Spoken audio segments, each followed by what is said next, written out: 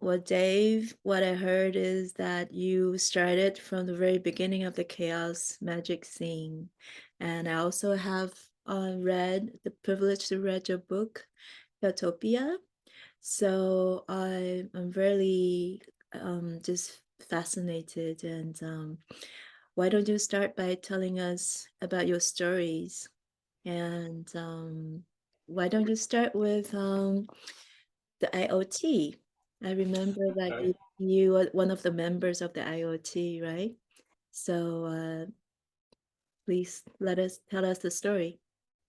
Okay. Yeah. I mean, I'm probably the longest serving active member of the IOT now because I've been active in it since 1980 and 42 years, and I'm still active in that organization.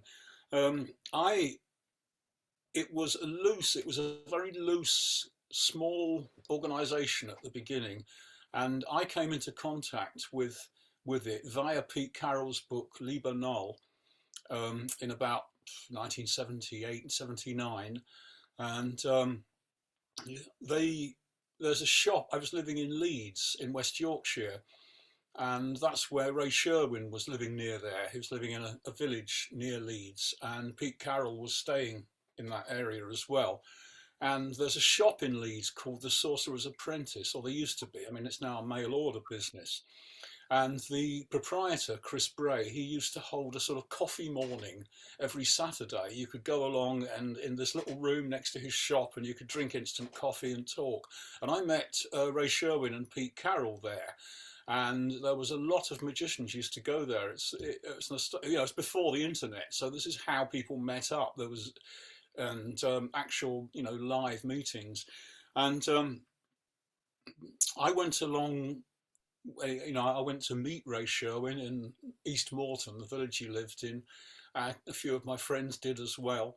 And then the idea was to form a group. So there was, and the IOT had been announced by Pete Carroll in Ray Sherwin's magazine, The New Equinox, in 1978.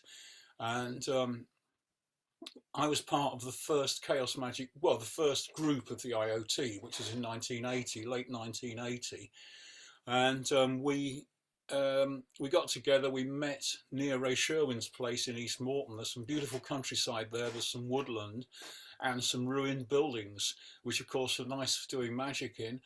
And we chose a spot and decided to try and come back to it in dream. So it would be an astral sabbat, and that was our first working. It was very ambitious for a first group working, and it wasn't that successful. There was some degree of success, but not very successful. So we started meeting physically and working out rituals to do, excuse me, as a group, and that built up to about, I think there was about 6 or 7 people at the most in that group, and it ran for a year and a half, and we disbanded the group in 1982. So that was the first Chaos Magic group. It didn't really have a name, it was just the group. And then Ray Sherwin called a number of us, sort of suggested to a number of us that we form another group in 2 years later after that one had finished. And that's the group that we've just called it the group, but it became known as the Circle of Chaos. And that was another IOT group that met at his place in East Morton. So the IOT was really a very small thing. There was a group in London in the early 1980s. There was a group in Australia. I think there was a group in the USA. And then Pete Carroll went to do some seminars in Germany and Austria in the mid 1980s, about 1986, 87. And together with Ralph Tegmeyer, formed a new direction for the IOT, the Pact of the IOT, the Magical Pact of the Illuminates of Thanateros. And that was a new, more organized, more structured version of the IOT that started in 87, I think. And that was announced in Chaos International magazine. So that was our zine for the scene. And that was announced. And so that was more organized and better publicized. So that attracted more members. Instead of being just a few people, it became a slightly larger organization. It's never been a large organization, but it's quite there's quite a lot of work on yourself, quite a lot of magical work to join the IOT, so it doesn't attract everybody. Like what? Can you tell us what kind of magical work? Sure, yeah. Well, at the beginning, there was a 6-month magical retirement called Liber MMM, and this is a chapter inside Pete Carroll's book, Liber Null and Psychonaut. That's one of the early chapters, is how, this is the curriculum, this is the novice curriculum of the IOT, this is the work we expect people to do. So really, people have to keep a diary and do some work every day for 6 months, and communicate with somebody in the organization who's their mentor, and maybe with other people too. And if they get, if they do that work and everybody gets on together, if the person is, a natural fit for our community, then they can join. The work itself is basic magical work. So you start learning to sit still. So it's a bit like yoga, really. It's like, you start with asana, so you learn to sit still, you learn to pay attention to the current of your breathing, so pranayama, you learn to pay attention to the movement of your thoughts, so we're going into pratyahara, dharana, as Patanjali would call it, in the Yoga Sutras.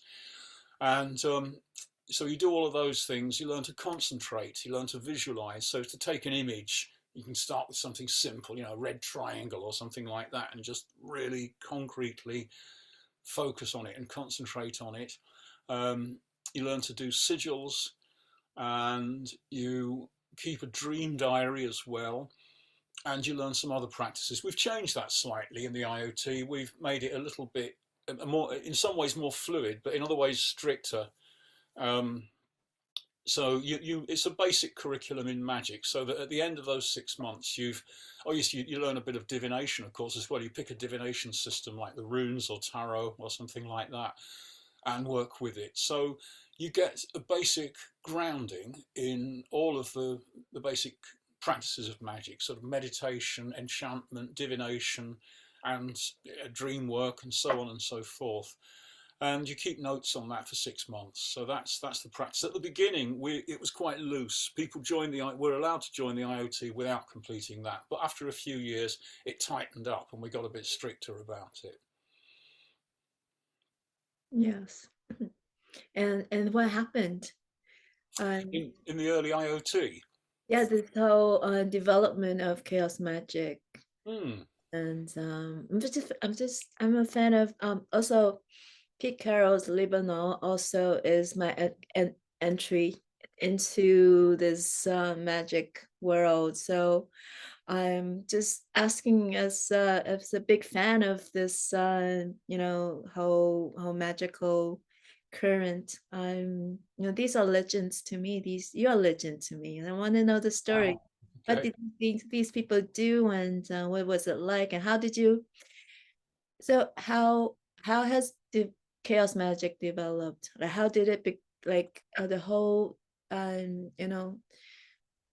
whole development of Chaos Magick, and what it was before and what it is now? Well, I think Chaos Magick was a response to the situation the magical scene was in at that time in the late 1970s. Magic had been, the tendency before that had been to psychologize it, to sort of turn it into psychology. It's sort of like, this isn't necessarily a bad thing, but it tends to be sort of, magic, it's just like a Jungian approach to magic. It's all about, archetypes and everything. And that can be a valuable approach, but there wasn't a really practical approach to magic. It was all a bit sort of, a bit theoretical.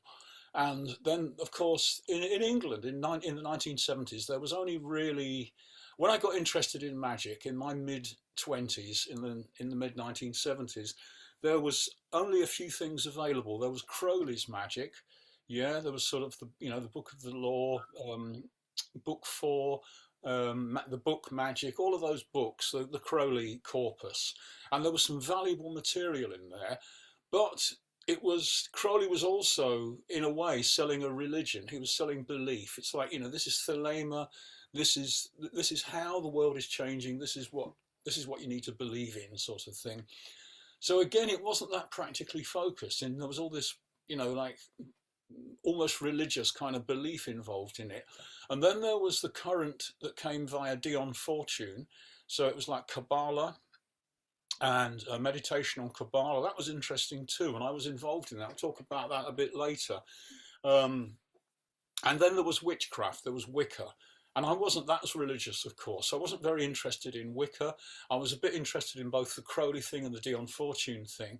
But I came from a science background. I was a science kid. And so I was naturally skeptical about magic. And so I didn't really want to step into something which I had to absolutely believe in it. Instead, I wanted to be able to do experiments that proved the reality of magic to myself. And so when I first read Lee Bernal, it was like, wow, these are my people. This is the stuff for me, because this is magic for skeptics, magic for people who've been through the science in our culture.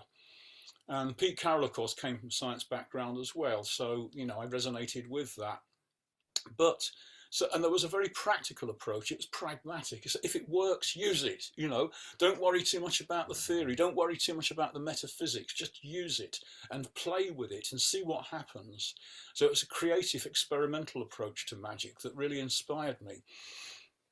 And that was Pete Carroll's early work, Lee Bernal and so forth. I mean, it's still valuable, but it's a very science-like approach to magic in a way. It's like he tended to reject out of hand ideas about higher consciousness and mysticism and so forth, the development of an inner spiritual reality. The cultivation of that kind of thing was completely absent from the early Chaos Magic work. And that is really, then Chaos Magic developed from Pete Carroll's Lee Bernal into something more nuanced and subtle. And that's when I wrote Chaotopia, that's what I was doing. I can talk about that a bit later if you like. My intention there was to bring higher consciousness and mysticism back into magic, but with that critical experimental perspective of Chaos Magic. So we could take the intellectual tools we used in Chaos Magic of a critical analytical look at things and an experimental approach, and apply those to higher consciousness as well, apply those to mysticism as well. So that's what I was trying to do with Chaotopia. Do you want me to talk about Chaotopia a bit? Yes, of course, please. Yeah. Well, my problem was that even though I really liked Pete Carroll's Chaos Magic approach, it left out so much of what was valuable for me from my early days. Because even though I was a science kid, in my late teens, I took a lot of LSD with some friends and just had some very opening up experiences. And I stopped being just a science kid. I understood magic intuitively. I understood that the world was a magical place and that all sorts of strange things could happen. I had energy experiences where I could let energy stream from my hands. I had experiences with disembodied consciousnesses and all of that kind of thing. So this was new for me. And I did that for a couple of years and then started on a science degree and then got my science degree and then got back into magic in my mid-20s. And so I needed something which was for skeptics, so that, Lee Bernal. But later on, increasingly, I thought I'm going to have to write my own book. I'm going to have to find my own way, because I need to incorporate into my thinking the insights that came from psychedelics in my teens. So I had to pick a model that was big enough to hold both practical magic, like Pete Carroll stuff, and the massive cosmic insights of psychedelics. And so I picked the Timothy Leary, Robert Anton Wilson 8 circuits model and tweaked it and used it a bit loosely, but that's the basic structure of Chaotopia. And so I wanted all of that stuff to come back into magic, and it succeeded. There's been a lot more discourse about higher consciousness and mysticism and meditation in the Chaos Magic scene since then. Okay, I have some just basic questions. So it says is sorcery and ecstasy in the Fifth Aion. So what is Fifth Aion? I was using Pete Carroll's model of Aeons there. The idea of aeons comes from, well, in its modern form, it comes from Crowley, who said that, you know, way back in history, you've got the Aeon of Isis. This is nature worship. This is the goddess. This is like everything, shamanism, paganism as we understand it. And then the second Aeon is basically Christianity and other monotheisms. It's very oppressive. It's very, you will believe this. This is absolute truth sort of thinking. The third Aeon then becomes science, basically, or scientism, religion based around science. This is, you know, an analytical approach to the world.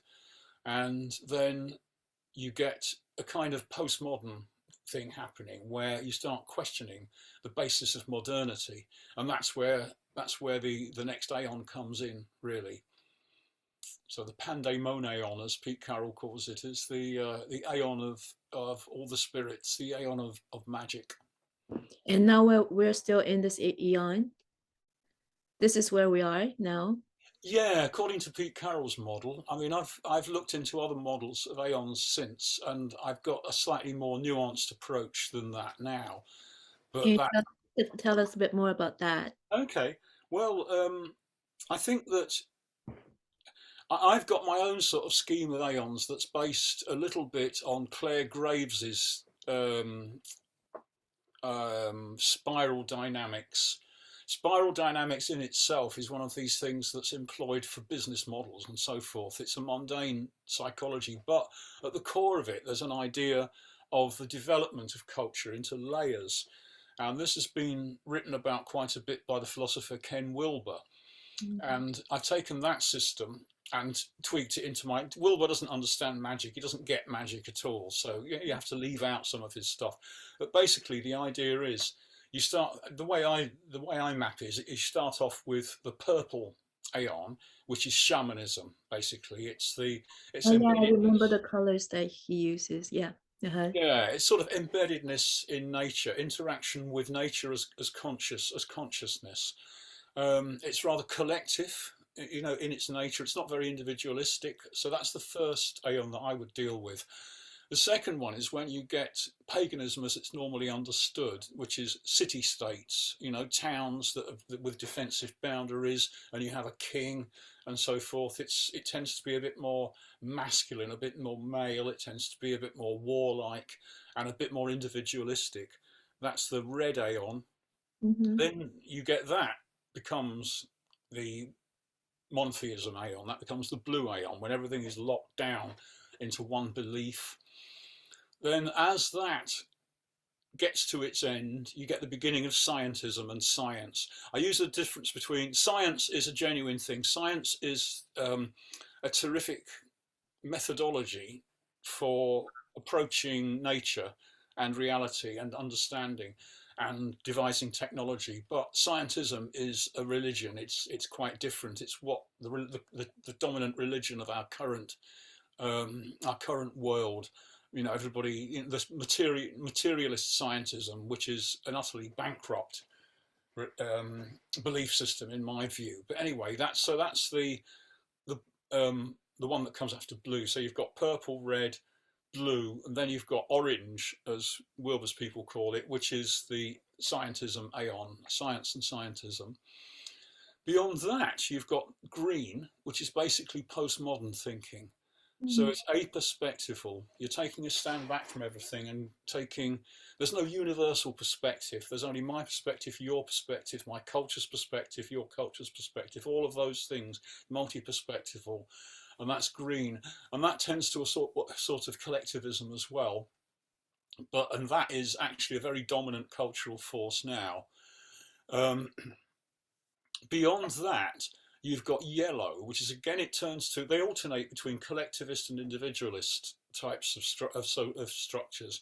And yellow, again, becomes more individualistic. Yellow is the first stage on the stack of aeons where you actually you actually realize that there are aeons going before that you can use. You can use all the powers of all the previous aeons, and that is the essential realization of yellow. So yellow is basically chaos magic thinking. It's saying, okay, we can use science as a way of thinking. We can use psychology as a way of thinking.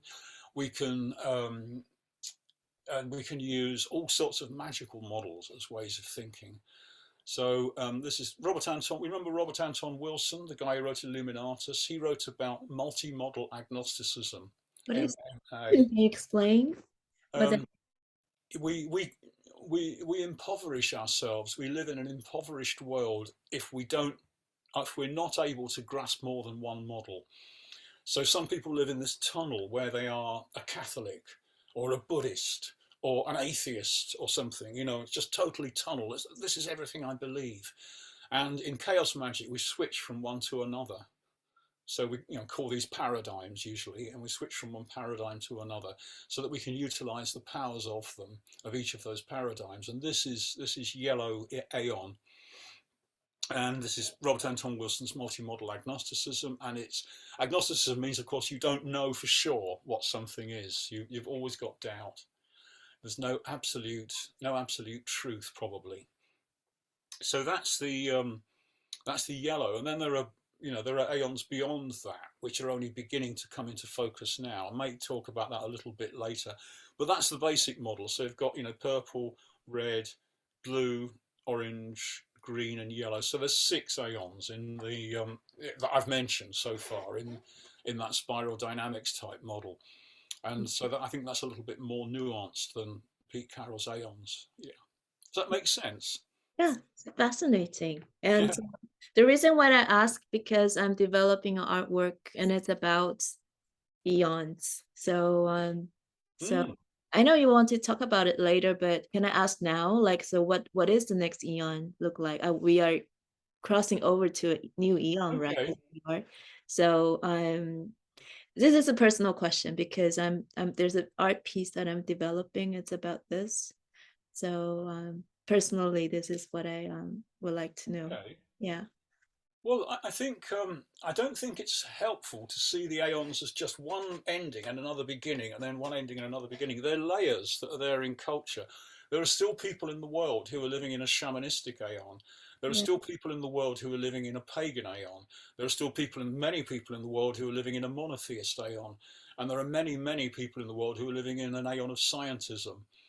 And there's many people who are living in postmodernism.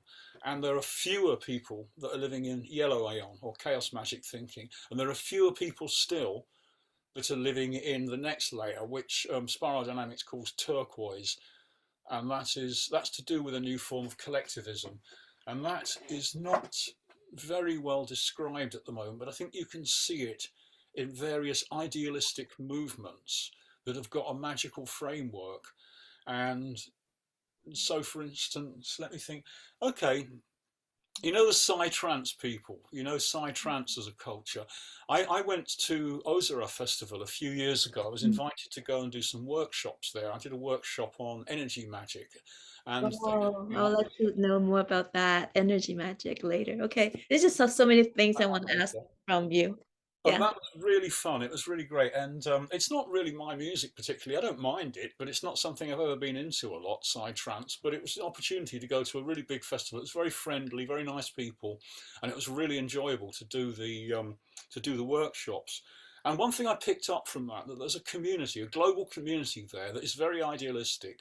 So it's very progressive politics, mixed with a bit of magic and with a definite collectivism. This is all about the whole human race, and it's also about animals and plants. It's about the whole ecosystem. So I would say turquoise. I would say that's what the turquoise aeon is about. It's about a sort of hopeful collectivism. So solar punk fiction is probably quite close to that kind of thinking as well. Solar punk? Solar punk. It's a form of optimistic science fiction. Oh, okay. It's a current that calls itself solar punk at the moment. I write science fiction, so maybe it doesn't mean much to other people, but yeah. Wow. I'm just curious because you have that on your background, the colors and the squares, and is that something else? Is that if you look back on your wall, There's this artwork. Oh, Does yeah. that relate to what you were just saying? That is, we're talking a little bit ago about Robert Anton Wilson. You know Mhm. that he popularized Discordianism. He didn't found it, but he popularized it. He wrote Can about you this. can you explain to me what that is? Because I Okay. have no idea what that is. Discordianism is a spoof religion that was formed in about 1958, 1960 in America. A couple of guys, Kerry Thornley and Greg something, and they decided that because of the chaos of the modern world, they would decide that the true deity, the true god or goddess of the modern world was Eris, goddess of discord. And so they started worshipping Eris as a sort of as a joke in a way, but as a serious joke. And two of Eris's main symbol is the golden apple with Callisti written on it. Do you know about that myth? Shall I Yeah, just okay? Felicity. It means to the most beautiful, to the prettiest. What happened was that there was a marriage on Mount Pelion in Greece amongst the gods, and Eris wasn't invited because, of course, she's goddess of discord, so she has a reputation as being a troublemaker. She wasn't invited to the party, so she decided to crash the party anyway. So she walks into the party and rolls an apple made of gold into the middle with the word Callisti written on it to the most beautiful. And so all the goddesses start fighting and arguing about who should have this apple. So she creates discord from the outside. So she was snubbed, and therefore her symbol is the golden apple. The Discordians worked this symbolism up into a new magical idea, into a new current. That other symbol there, the pentagon, that represents a sort of boring structure in a way. At best, it's the practical stuff we have to do to get through the everyday. At worst, it is it's over-organized and boring thinking about life, whereas the golden apple at best is freedom and delight and spontaneity. At worst is just chaos in the vulgar sense of everything being a mess. So they're a polarity. They're like yin and yang in a way, and that's why the whole thing is shaped a bit like Tai Yeah. Chi Chuan, yeah. And then so anyway, the apple side is known as the Hodge. So this is higher consciousness and magic, and the Pentagon side is known as the Podge, which is daily organization and at worst boredom. Anyway, a few years ago there was a big party in a castle in England amongst Discordians, and I was there. And somebody designed a ritual for the event, which I took part in, where we had a third principle. So this was the bodge, which is the interface, where one thing turns into another.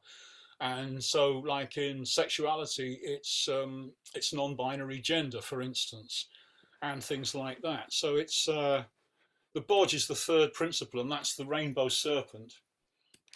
And so they started making some designs for that, and I bought one of them. So I've got that on my wall. So I quite like that. Does that make sense? That's fascinating. So what does the rainbow serpent represent? It represents the bodge, which is the borderline, the interzone, the place where one thing turns into another, the place where it's hazy. It's Mhm. not it's not the exact, it's not an opposite polarity. It's something that blends in between. Mm. Wow, this is good. I like it. It's fascinating. Okay, I guess my first question, before we go into Chaotopia, I guess my first question would be, so nothing is true and everything is permitted. Who first said this? And how do we understand this? It came into modern discourse with William Burroughs. He claimed that it was first said by Hassani Sabah, the leader of the assassins sect in medieval Iran. That is written about by, I think, Marco Polo. Anyway, some of the travellers of that era, European travellers of that era, wrote about the assassins sect. And that's supposedly the dictum of Hassani Sabah, but it was, who knows, but it was popularized in the modern day by William Burroughs. And it's really a commentary on belief. It's not, meant to be taken literally, more of a commentary on belief itself. Mm-hmm. Very fascinating.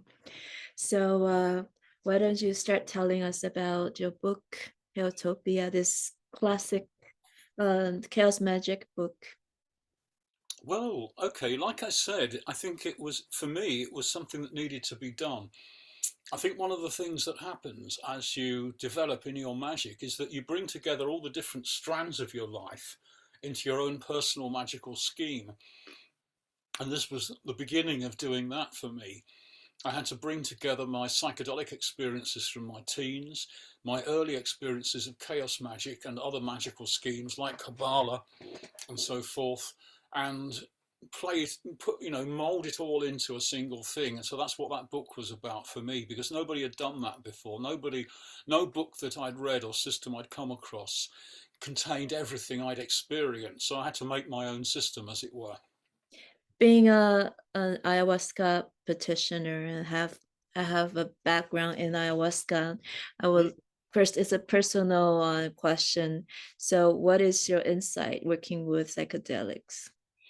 My early insights were that, the scientific model of the world, the scientism model of the world is not enough. It cannot be complete. That the world is much more complex and richer than that. So I was ripe for chaos magic in a way, even though I didn't know about that when I was in my teens. I was ready for the idea of multi-model agnosticism, ready for the idea of being able to switch from one belief system to another. So that was what it was all about for me. And what about Kabbalah? You mentioned Kabbalah. Okay. Well, Kabbalah was one of my first experiences in magic, one of the first things I got into. At the same time that I was meeting Ray Sherwin and Pete Carroll in Chris Bray's coffee mornings in Leeds, I was also in touch with a guy that I got to know and on the magical scene, and he was running a Kabbalistic lodge. Him and his wife were running a Kabbalistic lodge, and I travelled down to them and did some workings, travelled down to visit them and did some workings with them and liked what we were doing. So that was another dimension to my magic. This kind of Kabbalah was, it's what is called Hermetic Kabbalah is the proper term for it. There's various, as you probably know, there's different kinds of Kabbalah, and in English, Hermetic Kabbalah, it's usually spelt with a Q. If you spell it with a K, it's probably more to do with traditional Jewish mysticism and so forth. So it's going to have some different inputs. But Hermetic Kabbalah is something that was really, it came about mainly in the 19th century. It has roots before that, but it was kind of put together. It's related to the Golden Dawn use of Kabbalah and so on and so forth. Dion Fortune kind of Kabbalah. Yes, very much so. I was coming on to that. Dion Fortune wrote her classic, The Mystical Kabbalah. That book is very recently published in Chinese. So you were saying, yeah, in your email, yeah. Yeah, so could you tell us a little bit more about it and how you what was your experience with it? Well, what we did in that lodge was that we worked paths. That's part of what we did, was that we worked the paths of the Tree of Life. So you've got the 10 Sephiroth with the 11th one that you don't tend to use in most Kabbalah, Dath, but you've got the 10 conventional Sephiroth, and they're connected by 22 paths. They're linked together. So one model of initiation or higher consciousness, or mysticism if you like, is that the aspirant starts off at Malkuth at the bottom in the material world, and then gradually works up the tree until they get to Kether at the top, absolute cosmic consciousness.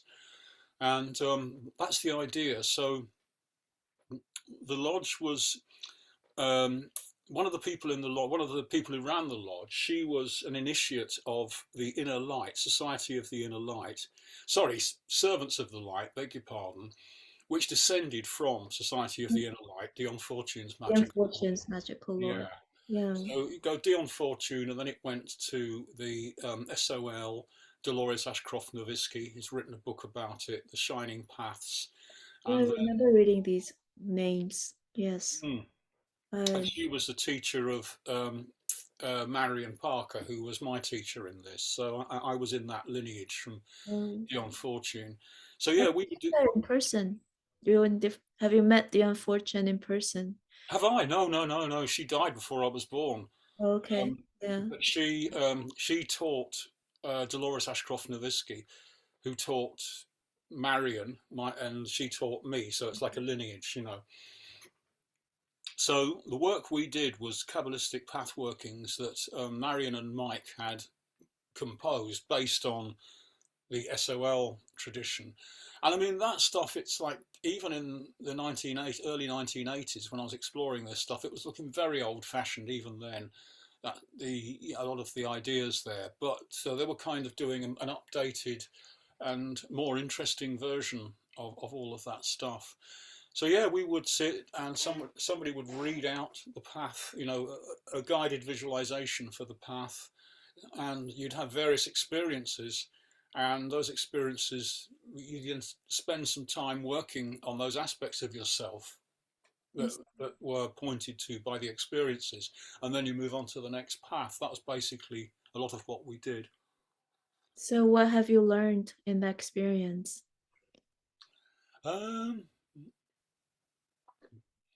I learned that the Kabbalistic tree of life is actually a very good model. It's in some ways, you know, a lot of people think of it as maybe a bit old-fashioned, but it's actually a very good model for the ascent of consciousness from the mundane to the absolute. And I learnt that there is a real path of initiation, and that we do take it. You know, sometimes it doesn't go in this linear, easy fashion up the tree. It goes all over the place. But the tree is actually a good model for the overall process. Okay, it's fascinating. So tell me about your book.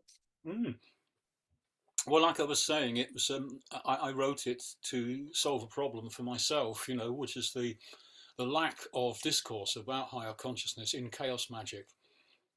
So that the book is a hyper sigil in that respect, in the Grant Morrison term, hyper sigil, you know, an artwork or a creation that in itself is a magical act.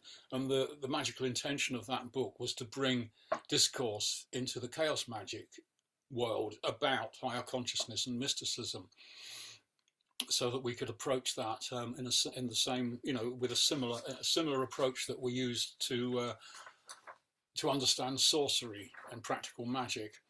So, and I think another thing I wanted to do with that book was to illustrate that there's no incompatibility between higher consciousness and practical magic. So, excuse me, you can be doing spells to,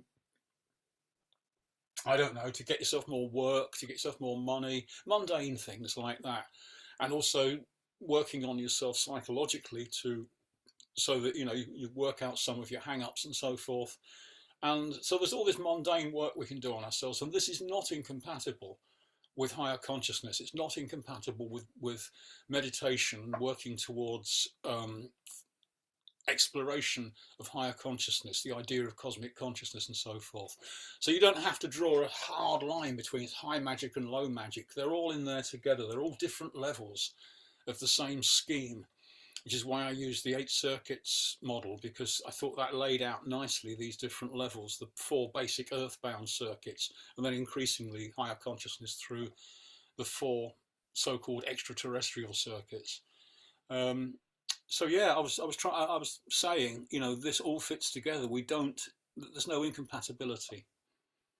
Okay, could you lay down 3 maybe main ideas in the book and explain them to me? And yeah, because most of my Chinese audience are just like me, we're still, you know, trying to learn the ABCs. So yeah.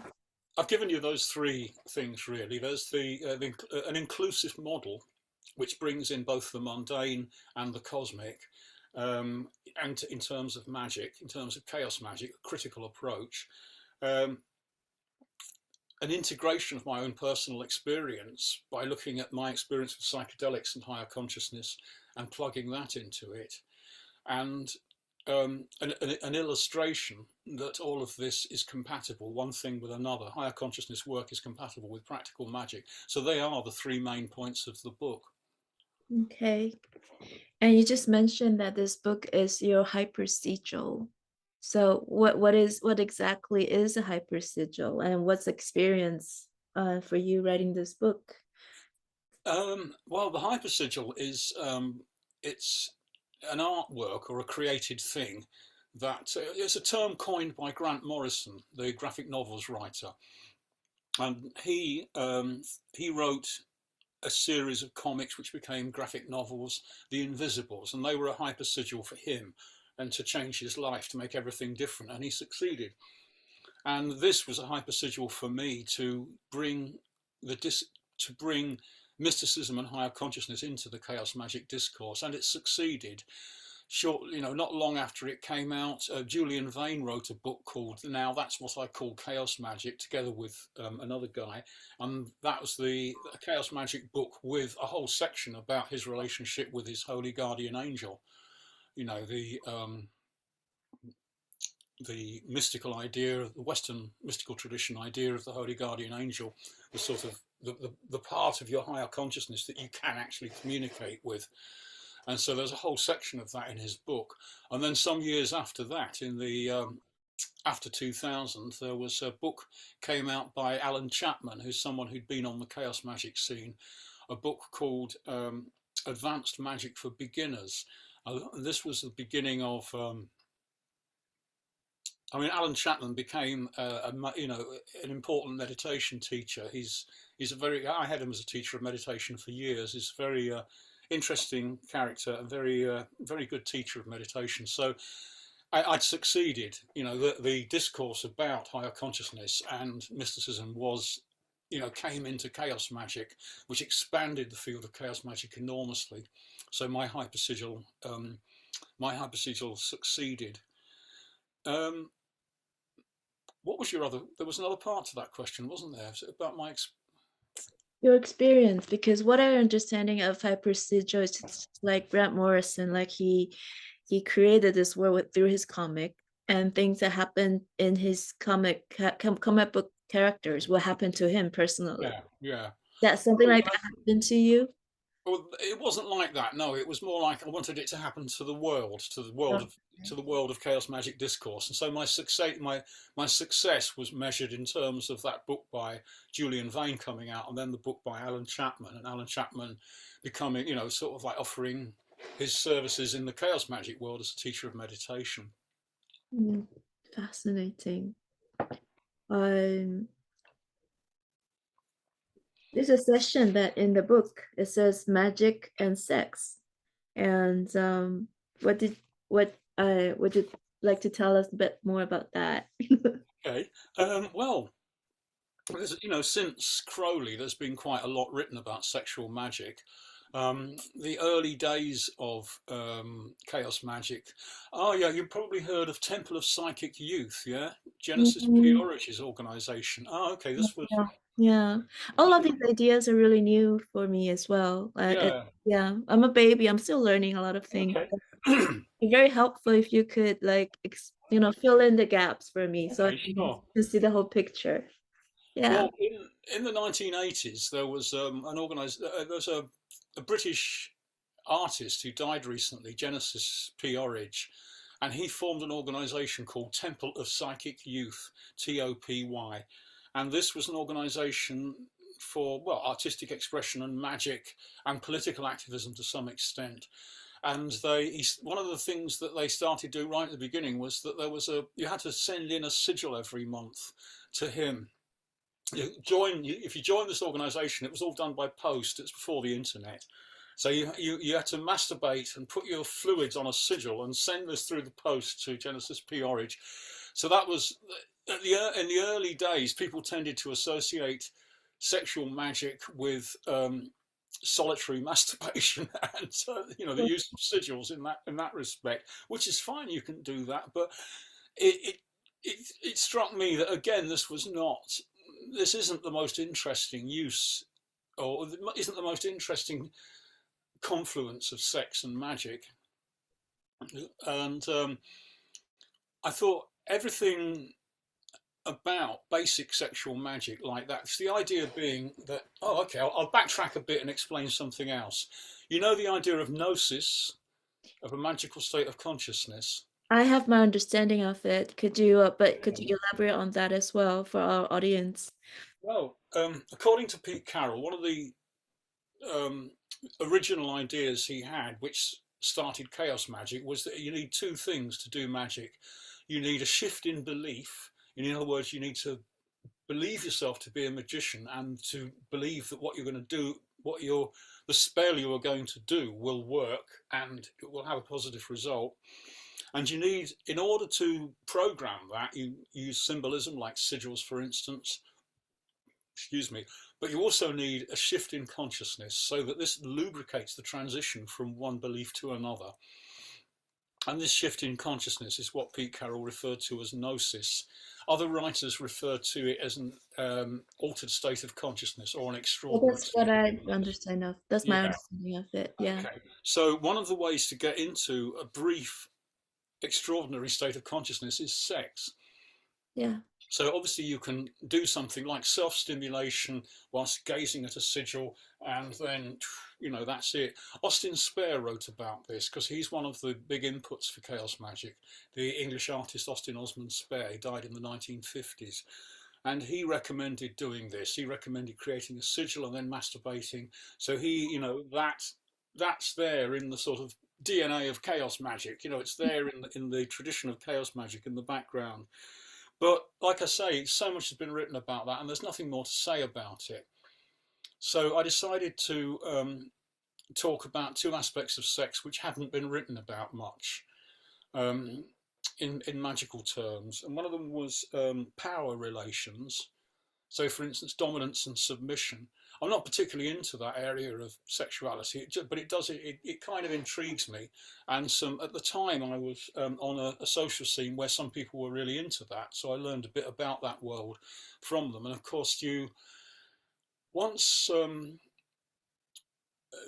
you become conscious of the power transactions in sex, that in itself is a magical dimension. There have been whole books written about this. Which books? So, Carnal Alchemy by, I don't know whether I've got a copy anymore, by Stephen Flowers is the main book about it. Carnal Alchemy, Stephen Flowers. That's about the magic of dominance and submission. So so I thought I'd write a little bit about that. And the other magical topic, the other sexual topic I covered in a magical context was group sex, and that is to do with the dissolution of boundaries. So the dominance and submission is to do with power and powerlessness and the way that you articulate that in a relationship. And group sex is to do with the dissolution of boundaries, so that you can feel the ego coming undone, in a sense. You enter an altered state where your boundaries have been weakened and you've spread out to meet other people. So I wrote about those two things in that section. And how can you use this for magic? It's magic about transformation there. You could use it for sorcery, I guess, but I would be more interested in it as in terms of personal transformation and higher consciousness. Mm-hmm. I think in a way, like the idea of using sex to reify, to charge a sigil, that's all very well, fine, but it's such an uninteresting use of sex ultimately. Sex is so rich and complex a part of our experience that using an orgasm to charge a sigil is a bit like, I don't know, using a computer as a door stop, to prop a door open. It's too simple a use of it in some ways. So what is your understanding of using sigils? Of course, I know the logistics of it, but I'm curious about your experiences and what's your take. I think I started off with this very conventional use of sigils, like you get in Austin Spare, like you get in Pete Carroll, Lee Bernal in that early work, and in Ray Sherwin's book, The Book of Results. When I was first getting into magic, I used those techniques, but I think there's something a bit wrong with Spare's theory of sigils. He says, right, you've got to create this thing, and then you've got to forget what it's for. So you've got to go through this whole business of forgetting what it's for. So you take your sigil and I don't know, for instance, you make about 6 different sigils and put them in a drawer somewhere, forget about them. And then weeks later, open that drawer and take one out. You've forgotten what it's for and charge it intensely. And so that will be a very pure kind of sigilization because you don't know what it's for. I don't think this is necessary at all. Why? We used to have one of the temples, the IOT temples that I used to run back in the early 90s. We had a group thing called Bring a Sigil Party. So for instance, 6 of us would each bring along a sigil or create one on the spot for something we wanted. And then rather than charge it yourself, you give it to somebody else to charge. So you stand in a circle and you pass your sigil to the next person. Now, if you think about that, the idea, Austin Spare idea of sigil is you're creating something which your conscious mind has forgotten what it's for, but some deep part of your mind knows what it's for. If you pass that sigil on to somebody else, that breaks that link. They don't know what it's for. So you've got a sigil in your hand that's been given you by someone else. You don't know what it's for, and yet it works. We got a very, very high level of success with that technique. Wow. So this proved to me that you don't actually need to know what the sigil is for, and you don't need to forget it. I think, in fact, what it showed to me is that all you need to do is to believe that the sigil will work. You have to believe it strongly enough, and it will work. So that's my experience of sigils, is that there's something wrong, and so, for instance, also that idea of forgetting what it's for, it doesn't make much sense when you start talking about servitors. Excuse me. In Lee Bernal, Pete Carroll writes about servitors. There's a book by Phil Hine, which is long out of print, but it's inside one of his other books now, a book about making servitors.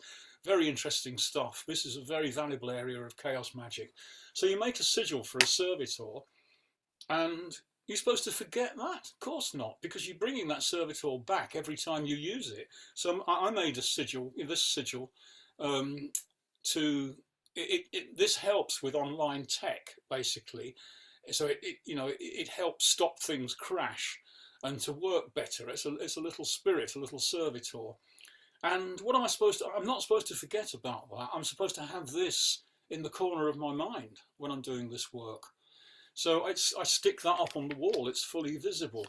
And you see what I mean? It's not the old idea. The Austin Spare theory of sigils is flawed. It's not right. Interesting. So, well, we don't have much time left, but I'm very curious how is how's Chaos Magic now? Because I read Pete Carroll's Lee Bernal, and I'm in awe. I'm still in awe, but I know that's 40 years ago, and how has things evolved and how are things happening right now? Chaos Magic's in a very healthy state right now. We seem to be going through a magical revival culturally again. There was a time when we got fewer applications to the IOT.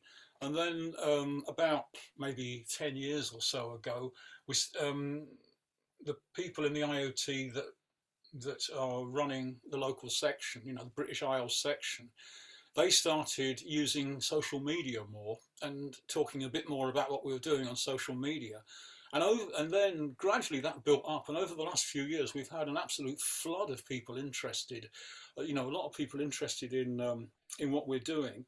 And so I think there's a very strong interest in magic at the moment. So chaos magic has benefited from that. I think what we've got in culture for various reasons is a trend towards magical thinking. And this has got its bright side, which is chaos magic, and it's got its dark side, which is silly conspiracy theories, you know, that sort of stuff.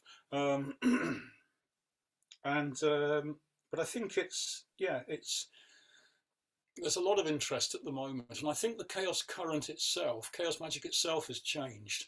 Back in, you know, like I said before, back in 1978, 1980, Pete Carroll's chaos magic was very science-like. Whereas chaos magic has become much more about community, and also a more artistic element has entered into it. And so it's more rounded out, it's grown up. You know, it was important that it be science-like in the early days, but it's kind of grown up and you know, got more bits now. It's got some more interesting features now. So it is different. You know, the mysticism is in there as well now. People typically you know, there's quite a lot of people who meditate daily in the chaos magic world, and who practice stuff that is about mysticism as well. So that's different to what it was like 40 years ago. So I'm curious, what is magical thinking? What's your take on magical thinking? Magical thinking, I think it's an important concept, because if you look at the DSM, you know, the Bible of psychiatry, it has magical thinking down as a symptom of mental illness, basically. So all us magicians are crazy, according to the mainstream. And it's basically, it's the idea that what goes on inside your mind can affect the world without the intervention of voice or hands, but it just affects the world directly. And that's magical thinking.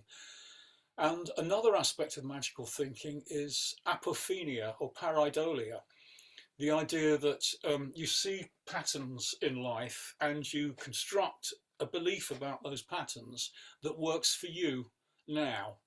And it doesn't matter if nobody else can see those patterns, it doesn't matter.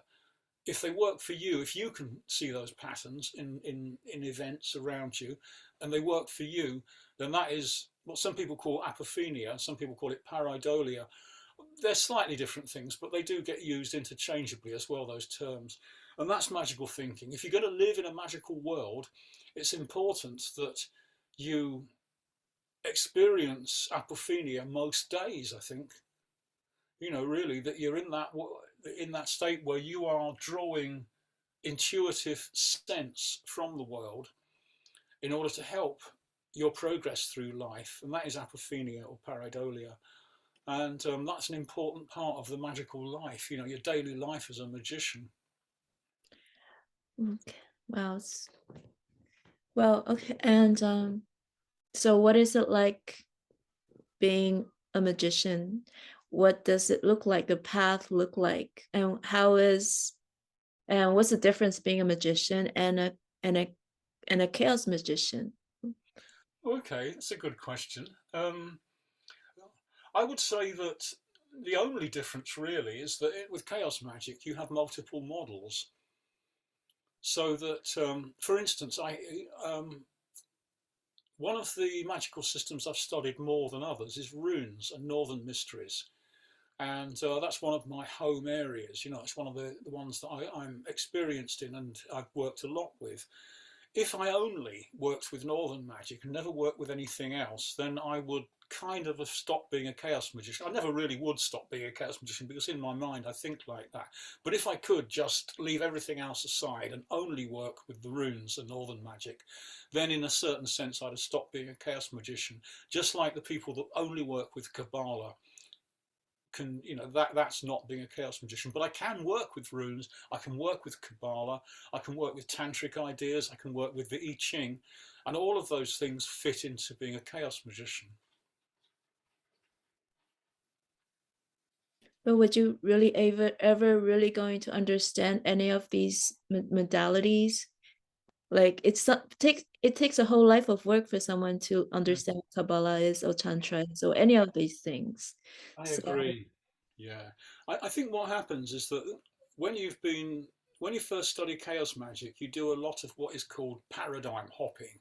You know, one day you're working with runes, the next day you're working with Kabbalah, the next day you're working with Indian magic or whatever. And I think that's okay, that's good. But I think after a few years of that, you start to want to develop depth. You start to want to study something in more depth. And so most chaos magicians go through that phase, they go into that phase. With me, it was the runes and the northern mysteries. That's what I decided to study in more depth, because it's very close to the culture I emerged from, which is, Northwest European. So I wanted to study that culture in more depth, study the magical culture. And so that is something that I will continue to study throughout my life, and I will never get to the bottom of it. But I've been studying that now for like 25 years, and I'll continue to study it. Whereas Kabbalah, I studied a bit 40 years ago, then I studied a little bit more recently when I wrote a suite of path workings, which is on my Chaotopia School of Magic. And so I studied a bit more Kabbalah, but I'm never going to be a real expert on Kabbalah. Whereas I do know quite a bit, I have got a bit more knowledge about the runes and northern magic. Does that make sense? Mm-hmm. Yeah. It's a desire for depth, a desire to go into something more deeply. And like you say, it's never going to end. There's always more to learn. So I can understand what it means to, like, people talk about paradigm hopping, right? Shifting from belief system to belief system.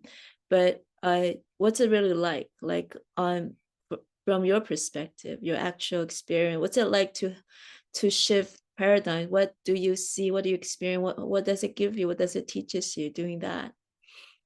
It enables you to live more richly. It enables you to experience life more richly, so that whilst you're thinking about some situation one way, you can think about it in a purely scientific terms, purely rational terms, and that gives you one view of it, and that's useful.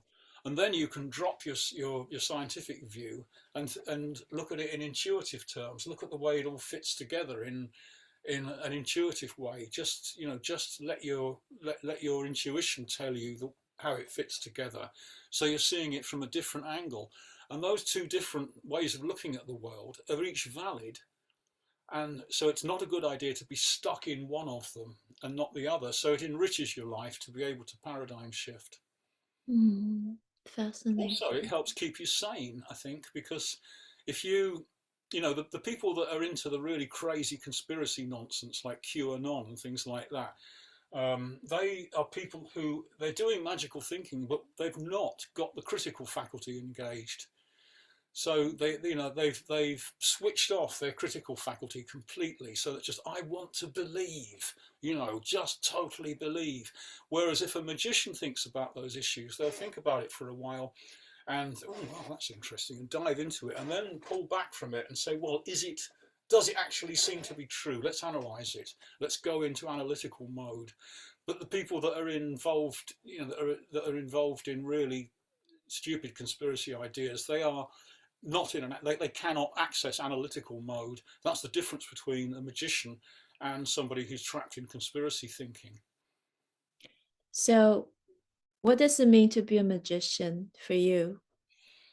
It means to live as richly as I possibly can, to experience life as richly as I possibly can. And what does that path actually looks like?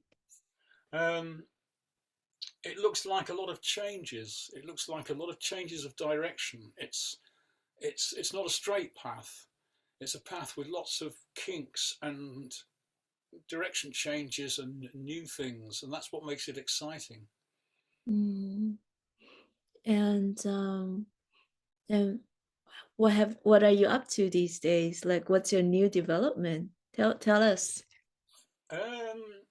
What's new at the moment? Well, I'm working on a book of which is, I'm taking some of my older essays from years ago that were published in small zines and things, and collating those into a book with modern essays I'm writing now that recontextualize those ideas, that put them in a present day context. So I'm exploring the whole thing of where I am at the moment magically by doing that, taking my old stuff and writing about the same issues. That should be ready in a few months' time, hopefully, that book. or at least it will be ready. I mean, it won't be completely finished, but it should be ready to start the publication process in a few months' time. Mm-hmm. Well, a lot of our Chinese audience, there's definitely a search for interest for magic in the Chinese speaking world. So what would be your advice for those people who wants to tap into this world, tap into magic, and especially chaos magic? Do some experiments. Get yourself. I think the most important magical tool is a magical diary. It can be a physical thing you write in, or it can be something you use. You can write emails to yourself. It doesn't matter what format it's in, but record what you do and start doing some experiments. So have a look at sigilization, have a look at mantras, have a look at servitors, and do some experiments with them to improve your life and the lives of those around you, and see what happens. Mm. And keep a record of it. Mm. And where would you recommend where to start? Well, Lee and Psychonaut, Pete Carroll's book is not a bad place to start for some practical advice. What else? Well, obviously my book, Chaotopia, that's a bit more theoretical. It's got some practice in it, but a lot of theory. What else would I recommend? I'm just looking at my my magical bookshelves now.